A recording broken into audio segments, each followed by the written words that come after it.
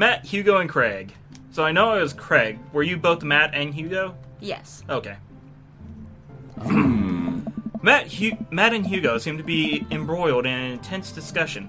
Craig looks on, smiling politely. I walk over there to say hello. To say hello. To say hello. Well, I don't think it's fair to try and compare two art movements like that. Periods in art only exist because they're a unique byproduct of the social and political climate of the time and place. And to try and take something like, say, the Rococo period and compare it to postmodernism in America, you're completely disregarding the context in which a work of art is created. Matt and Hugo seem to be so busy talking they don't notice me. Craig leans in. Dude, I have no idea what's happening. Talk to Craig or listen in on Matt and Hugo. I'm gonna talk to Craig and Shocked Baby. Shocked Baby, yes. I turn my attention to Craig, who seems a little more attentive to my existence. How'd the resistance training go the other day? Great! Little River here is a great cheerleader, aren't you, tiny bro? Craig grabs River's arms and waves them around. You can do it, Dad. I'm so proud of you. I'm sorry for pooping on you. She must be a handful at that age. Oh, they always are. But, well, there goes my earbud. There it goes. But it's so worth it. Craig grabs River's arms again and waves him around. Also, I'm sorry for throwing up on you, Dad. How are you settling in? Almost done. The new place is perfect. Never get too comfortable. Almost done. There are still a few odds and ends to take care of before I can really call myself settled, but I think we can upgrade the situation to livable. Nice. We did livable throughout the entirety of college. Yeah, my goal was for a man. my throat decided to. Do you need something to drink? Possibly. Do you need do you need just assistance in general? I might need just assistance in general to live. Mm-hmm. My goal was for Amanda to live the sort of life that didn't involve eating spoonfuls of ranch dressing as a palate cleanser between different types of pizza. That is dire. She still does, though. I feel like that thing of ranch dressing... Girl. Yeah, I feel like that thing of ranch dressing as a palate cleanser was like a... who's the writer of this game? Vernon Shaw? Yeah, Vernon Shaw. Like, I feel like that's a thing that happened to him. Oh. Hey, she takes after her dad. John, how are you liking the neighborhood? It's pretty nice. Everybody's been super friendly. Seems like your daughter is fitting in just fine. Matt points across the yard where Amanda, Daisy, and another young girl are playing. They're all sitting cross-legged in the grass, picking weeds and weaving them into little flower crowns. It's pretty adorable. The girl I don't recognize jogs over to us. Hey. What is it, sweetheart? Oh my god, his daughter's fantastic. Do I do the daughter? Do I always do the daughter? Am I just daughter? Remember the Feld playthrough where I voiced a small child? Yeah, you're not allowed to voice a small child. I am banned from it. It's a flower crown. I thought you'd look cute in it. Well, there's only one way to find out. Matt takes the flower crown and places it on top of his head. Am I cool now? The girl stares at him, thinking it over. Nope. But you're slightly less uncool than you were before you put it on. Ha! Hey, John, this is my daughter. Hello. I'm Carmencita. That is a weird name, child. It's not. It is? No. I have never heard anyone with that name. Well, it's because you're Western imperialism. Bleh. Okay, fair point. I don't know. Fuck it. Amanda comes over with Daisy in tow. Ah! Please don't kill yourself. I refuse. Dad, look, I'm making friends. Are you making friends? You better be making friends. Yeah, actually, Amanda, you remember the cool barista from the coffee shop and my old college friend and, your teacher? Oh, huh? Hi, Mr. Vega. I didn't realize we were neighbors. Yep. Oh.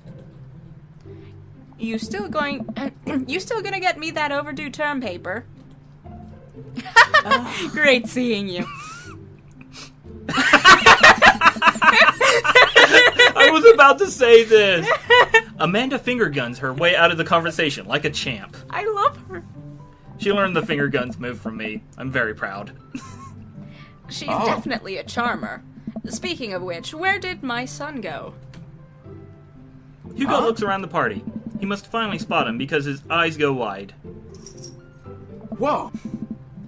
Ernest Hemingway Vega, are you smoking? Ernest is holding a lit cigarette. Nope. I see Ernest across the way. Casually takes a long drag of his cigarette and then flicks it into the gutter. Unbelievable. Excuse me. Hugo marches over to Ernest, and I turn my attention to Matt and Craig. Kids, right? Man, I do not envy Hugo. The last barbecue we had, Ernest tried to shove a sparkler down Joseph's pants. Nearly burned down half the yard. In the barbecue we had before that, he actually burned down half the yard. And then it spread onto my lawn and burned down half of my yard, too. Hugo walks back over to us, practically dragging Ernest behind him. Hey, everybody. Sorry about that. John, this is my son, Ernest. Hello. Ernest looks away, sulking, his hands shoved deep into his pockets. Hugo nudges him impatiently. Hey. Nice to meet you, Ernest. What grade are you in? Does it matter? Ernest. Oh. Okay, I'm in 8th grade. God, are you happy now? I'm sure you were just dying to know. Yeah. Good for you. Can I go now? I'm tired of talking to old dudes who blame my generation for the failing economy. Ouch. Ernest! Oh yeah, because I'm totally embarrassing you. Ernest puts earbuds in and storms off to stand in the corner. Well, that was certainly something. He seems nice. Hugo puts his head in his hands and sighs. I'm so sorry. He's having a really rough time. As much as I want to be the cool dad, I have to be the authoritarian dad, and he clearly resents me for it. I mean, I think a dad as a dad and a teacher, that's about as authoritarian as you can get. Honestly, are any of us cool dads? Is it even possible to be a cool dad? Says Lucio, the coolest of dads. What? I'm cool as a cucumber. See? That right there? You can't say that. My kids think I'm cool. But for how long, Craig? How long do we get to be the cool dads? I, don't know. I think we just have to accept the fact that as dads, we've become the machine we once raged against and accept our fate to unironically wear socks with sandals. Your kids may think you're cool now, but the moment they hit puberty, you're doomed. Amanda's 18 and she still thinks I'm cool. I yell across the yard to my daughter. Amanda, I'm cool, right? Amanda just laughs. She keeps laughing. I see your point. As much as we all want it, I don't think it's as important to be a cool dad as it is to be a good dad. We can't all be best friends with our kids. It just doesn't work. I mean, look at me and Ernest. Our job as parents is to make sure our kids turn out okay. Yeah, you're right. But it'd be nice to have it both ways. Excuse me. Hearing these guys talk about this makes me think of my relationship with Amanda. We get along so well, but there might come a time when it won't be like that. Is college when that happens? Don't let us eat up your time, John. Go meet some of the other people around the neighborhood. Yeah, but Damien. Yeah, Damien kind of overrides Joseph, I guess, in this. Was I Damien? No, I'm Damien. Okay. No, wait, yeah, we switched that in between record. Okay. I spot Joseph chatting with the guy from Dead Goth and Beyond by the grill. I wonder what they're talking about. I walk over to them. I'm Damien. Okay. So, I'm curious. Can you walk me through why you had your house painted black? Where do I even start? The house stays warmer in the winter. It provides an artistic contrast to the rest of the neighborhood, and it complements the crimson interior perfectly. I love this idiot so goddamn much. It's definitely an interesting choice. Thank you. I'm very proud of my abode. John, I was just having a conversation with Damien here about his aesthetic design decisions. Damien regards me up and down with a warm but critical eye. How do you do? I don't believe I've had the pleasure. I think I saw you in Dead Gotham Beyond the other day. Damien's face turns bright red. I must apologize for my behavior the other day. You see, I take the goth lifestyle very seriously, and to be caught in a ruse by such a corporation as Dead Goth and Beyond was profoundly frustrating indeed. I hope you know that while my anger may have been justified, it was no such way for a gentleman to act. See, isn't this much better? Yeah, I love all these idiots except for this one. You've made your point very I know, abundantly clear I know. on that subject. It's okay, man. Do tell me about yourself. Are you new to the area? Yes. Yes. My daughter and I just moved in the other day. She was the one I took to Dead Gotham Beyond. Very good taste on her part. Does she partake in the goth lifestyle?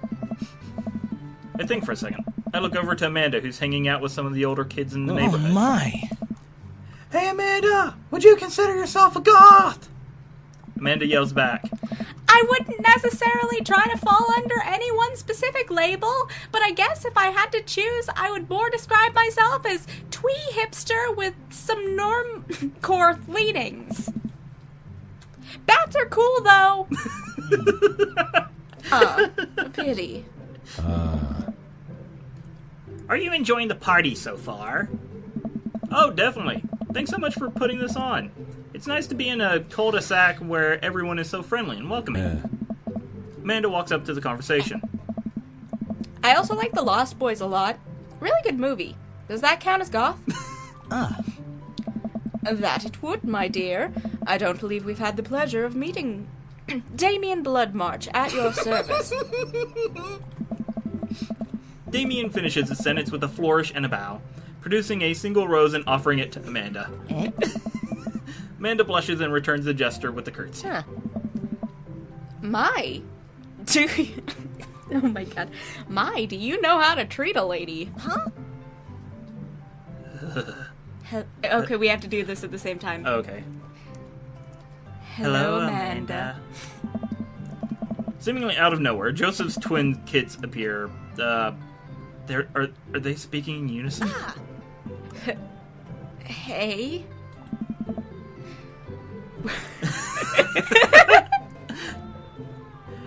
Won't you come play with us?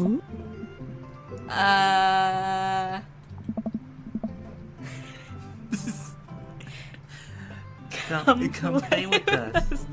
Forever. Guys, enough with the creepy twin shtick. We've talked about this. Christian and Christy slowly back away. Where do you think they got that from? Couldn't possibly be from their poltergeist mom! Mary pops into the conversation, wine in hand. I don't know. Mary takes a long sip of the wine. I think I might have taped over a VeggieTales VHS with The Shining. Who knows? She takes another sip of wine. Where's Krish? Come on. Wasn't he with you? You had him a moment ago.